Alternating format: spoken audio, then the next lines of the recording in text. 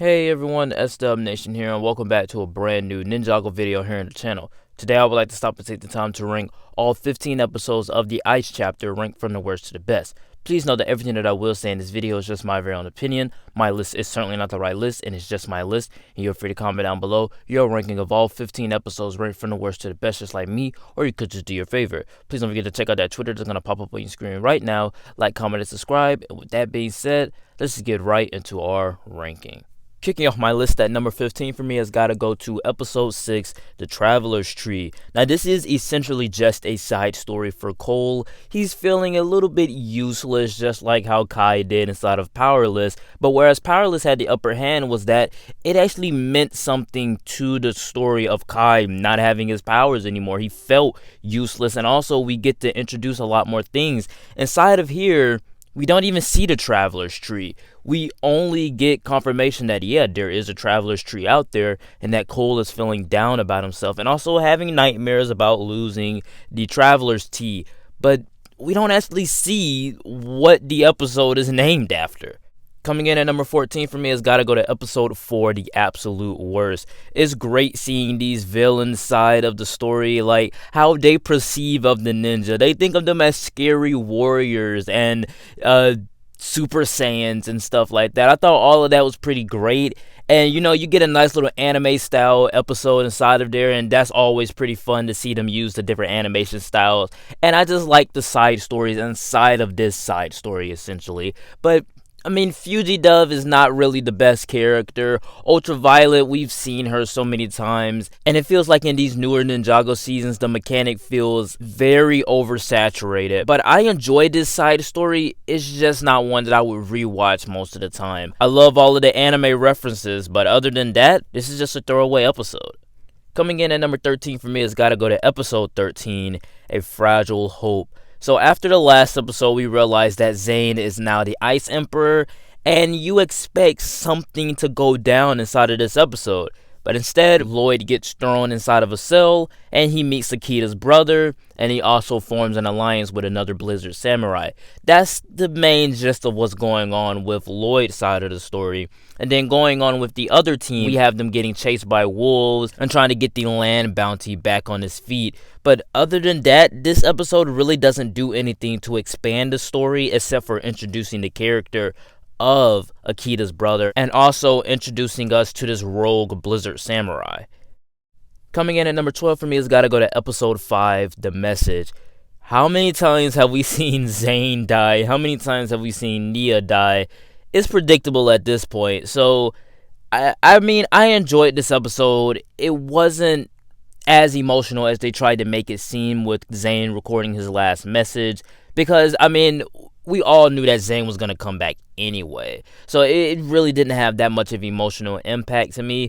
But, I mean, I enjoyed this episode a lot. In the beginning, I loved when Cole was retelling the story of the fire chapter to the little kids. I thought all of that was pretty great. And then Lloyd's journey to find the message and his fight with the bird and him finding the mech and building it. I thought all of that was pretty dynamic and fun. But other than that, it doesn't really move the plot along. It just shows that Lloyd found the mech, he fixed it up, and he found Zane's message. But it really doesn't do anything to expand the story of the Ice chapter. Coming in at number 11 for me has got to go to episode 11, The Kaiju Protocol. I'm a big Kaiju fan. I love the Godzilla and Kong movies. So when watching this episode in reference to seeing those Kaiju films, I enjoyed it a lot more than the first time that I saw it. I think that this episode was very dynamic. It was very great. I love the style that they tried to go with the coloring, making it black and white, but also still had that hint of the color still inside of there. It was just all drowned out. I thought all of that's pretty great. The Preeminent coming back was very cool, even though the stakes weren't even that high for it as it was inside of season 5. I still thought that it was pretty great. And then we also have just the kaiju fight itself with the Samurai X suit. Pixel getting her time to shine was pretty great. And then we also get confirmation that, yeah, Master Wu and Pixel are not just sitting around the house sulking. They're trying to find the ninja. They're trying to find a way to the Neverrealm to open up a portal and get them out of there. So it actually shows what this side of the team is doing on Ninjago, and I really did like that a lot. And it also shows that, yeah, they're trying to get our ninja home. Kicking off my top 10 list for me has got to go to episode 3, An Unlikely Ally. Nia is feeling down about herself because she can't control ice because it's just frozen water, which gives us a nice little tease about what's to come inside of Seabound with her and her elemental powers, what she's able to do. I think that's pretty great. And also we get Lloyd leaving to go find Zane, which doesn't move the plot that much, but it does put it in a right trajectory. It does put it forward, telling us that, okay, the team is going to stay back with these people while Lloyd goes off to search for Zane. And then we meet a wolf who is Akita just in her animal form. We get Lloyd fighting the Blizzard Samurai using his Spinjitzu and his elemental powers. That's pretty great. And also in the end, Lloyd finds the land bounty. So we get nice little teases and setup for different episodes and episodes later down the line. But again, it's essentially just a side story. Coming in at number 9 for me has got to go to episode 7, Krag's Lament. I thought that Krag was a pretty fun character. I mean, it's just like the old story that everybody knows. Don't judge a book by its cover. On the outside, Cole sees him as a monster, and then he goes into his home and sees that flowers are growing, and then he has beds made. That this beast that he thinks is just a monster is actually a sweet, kind, creature. And I thought all of that was pretty great. Cole finding out that, wow, this beast is actually just sweet. He's just a good guy. He's just a good-hearted soul who just got scared. And we also get to see the Traveler's Tree inside of this episode, which is very great. Moves the plot a little bit forward here, pushing us to the right trajectory to the finale of this chapter. So everything inside of this episode worked for me. I really did love the don't judge a book by its cover trope that we've always seen, but it still works here inside of Ninjago. And, in the end, they all befriend the beast, which is very cool, and they get the Traveler's Tree. Coming in at number 8 for me has got to go to episode 10, My Enemy, My Friend. The ninja return with Krag back to the village, and yeah, the ice dragon has wiped everyone out with the ice, and it's a very moving character moment for Kai because he feels as though he has to be the one to save these people, but he can't because his elemental powers are gone. His elemental powers are not working up to their full potential yet. So he's feeling helpless in that sense, and it's a nice continuation of what we know about his character from the Fire chapter and from the entire series. He is reliant on his elemental abilities, and the fact that he could not save these people is very guilt heavy on him. We also get to move the plot very forward with Lloyd getting captured by the Ice Dragon and then meeting the Ice Emperor, which he finds out is Zane, which is a very cool moment because up to this point, nobody knew that it was Zane except for the audience. We obviously knew. I also love the little fight sequence inside of there with the Ice Dragon versus Lloyd and Akita. All of that was pretty great, very tenseful, especially with these small characters fighting this large dragon. And in the end, we get the confirmation that Zane is the Ice Emperor. Obviously, the audience knew that, but the characters didn't, so that's pretty cool that we get to move the plot forward from their sense. Coming in at number 7 for me has got to go to episode 8, Secret of the Wolf. We get to move the plot very forward, introduce a new character in Akita, where we have her transform from her wolf form back to her human form, which unravels the mystery of, why does this wolf have a human personality, whereas the other wolves don't? Now, keep in mind, those other wolves were underneath corruption, but Akita is a great character inside of this chapter. I really did enjoy her character from the start of her wanting revenge on the Ice Emperor and us kind of teasing what this character is and how feisty she is against Lloyd.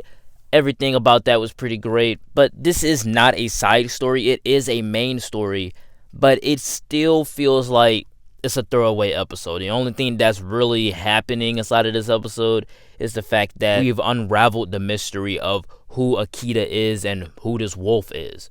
Coming in at number 6 for me has got to go to episode 1, The Never Realm. We're finally inside of a new realm. It's very great to see a new environment, very cool setting, pun intended. So I think everything about this episode works for me because we're introduced to a new setting, a new environment for Ninjago that we've never seen before, and it creates this big world that we can explore in. Right off the bat, we get exposition of what this world is. The Ice Emperor has taken over the Blizzard Samurai. They patrol everything. We have corrupted wolves going around. There is only one flame of fire because the Ice Emperor has blown everything out, so it's like the eternal flame, basically, like that. And we see how Kai has a purpose inside of this chapter. We see that everything is frozen. The only thing that can melt ice is fire. So we see that Kai has a very important part inside of this chapter. And also, let's not forget, we're introduced to the Ice Emperor. We do know who it is, but he's still a very cool character from the start. Real quick, before I get into my top 5 list, I like to take the time to say that if you are a big fan of Ninjago, which you probably are, that's why you're watching this video, click that playlist up above for everything Ninjago related that I have on my channel. Also, if you are a big fan of Marvel and DC, please don't forget to check out those links down in the description, and also the link to my regular podcast. Like, comment, and subscribe. With that being said, let's get into my top 5. Kicking off my top 5 list for me has got to go to episode 14, For Once and For All. Akita barges into the palace, which is very cool. I love the fact that she's just going headstrong into there to try to get Lloyd out, to try to get her brother out, and then also kill the Ice Emperor in the process, which is very cool because I love those type of stories. I love it when the rogue person just tries to go in there and just go for the head immediately. That's pretty awesome to me. And then we also have Lloyd and his alliance trying to make their way through the palace to try to get to the Ice Emperor. And then we also have the other team trying to escape the Ice Dragon. So every person inside of this episode, they have something to do. Akita's going after the Ice Emperor. Lloyd and his team are trying to escape the palace while also Lloyd's trying to get to the Ice Emperor. And the ninja team are trying to escape from the Ice Dragon.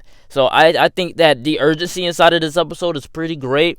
All of it was pretty cool, and the action itself is just really great. I mean, just the tension just keeps going and going once everybody gets closer and closer to the Ice Emperor.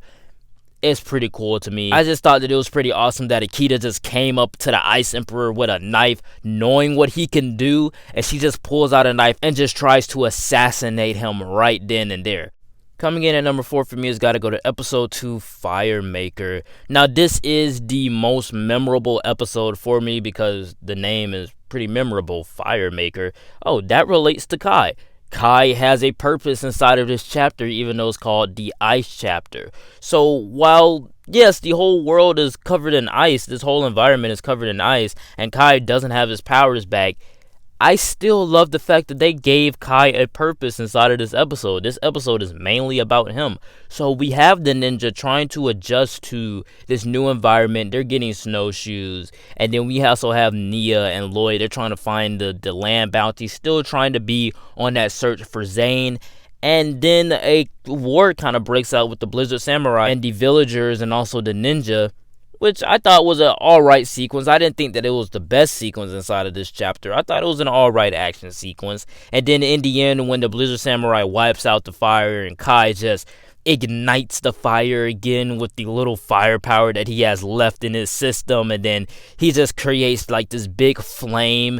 All of that was pretty awesome to me. Top 10 Kai moments. Kicking off my top 3 list for me has got to go to episode 15, Awakening. Speaking of top Kai moments, you can check out that video up above. We have Kai getting his powers fully back, and he just burns the dragon to dust. That is so awesome to me. That was like the most memorable part of this episode. We also got a cool action sequence with Lloyd versus Zane, which is an action sequence that I never thought that I actually wanted to see.